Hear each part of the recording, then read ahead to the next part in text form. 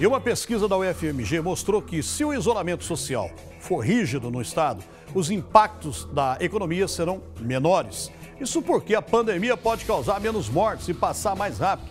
Mas, com o passar dos meses, tem cada vez mais gente na rua. E nós já mostramos isso, né? Já era para a pandemia estar muito menor. Porque nós falamos que o pico seria em abril, depois passou para maio, depois junho, agora julho e quem sabe agora em agosto, né?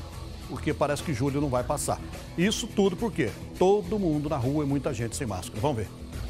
Um impasse que vem aumentando à medida que a pandemia se estende. Reabrir o comércio ou reforçar o isolamento social. Especialistas alertam que não há oposição entre salvar vidas e salvar a economia. A matemática é clara. Menos mortes, maior a recuperação do setor privado. Quando você flexibiliza as medidas de isolamento social, o que acontece?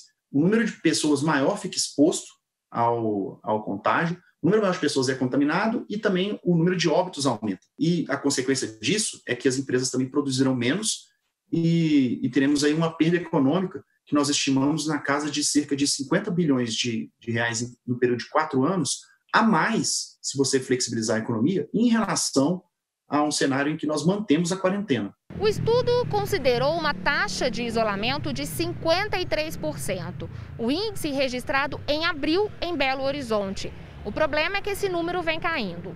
Hoje, na capital, somente 47% dos belo-horizontinos se mantêm em casa. No estado, o número é ainda menor.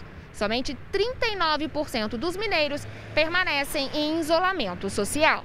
Para os pesquisadores da Universidade Federal de Minas Gerais, o isolamento tem que chegar à média de 70% para reduzir o tempo de isolamento social e, consequentemente, os impactos na economia.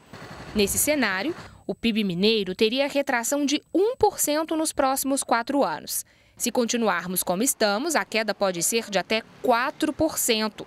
Isso sem levar em conta os gastos públicos na pandemia. Nós não consideramos, por exemplo, o custo que o governo tem de aumentar ou expandir o número de leitos. E certamente, se nós colocássemos isso também na conta, aumentaria mais ainda o número de perdas. Por quê? Porque o governo, para poder flexibilizar a economia, ele precisa expandir também o número de leitos disponíveis, certo?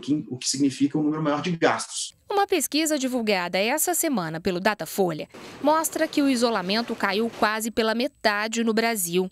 Em abril, 21% das pessoas só saíam de casa quando necessário. Hoje, apenas 12% se mantém assim. Apesar de ter menos condições econômicas de ficar em casa, os mais pobres são os que mais cumprem as medidas.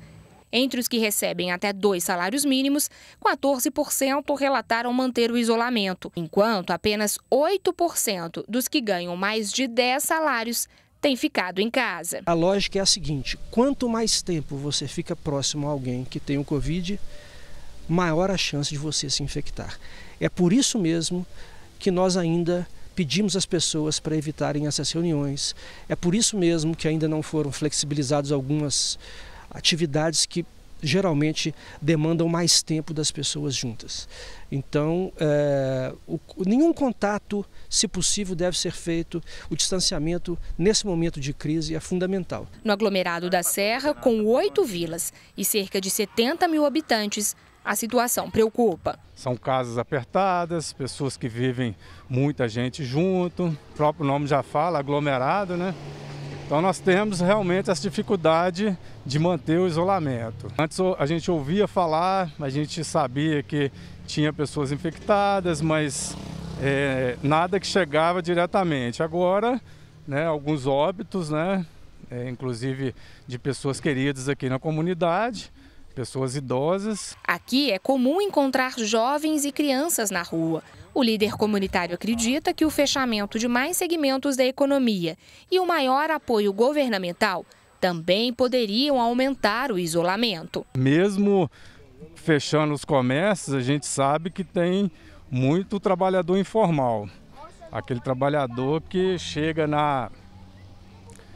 com seus patrões, não consegue negociar e continuam indo trabalhar, né?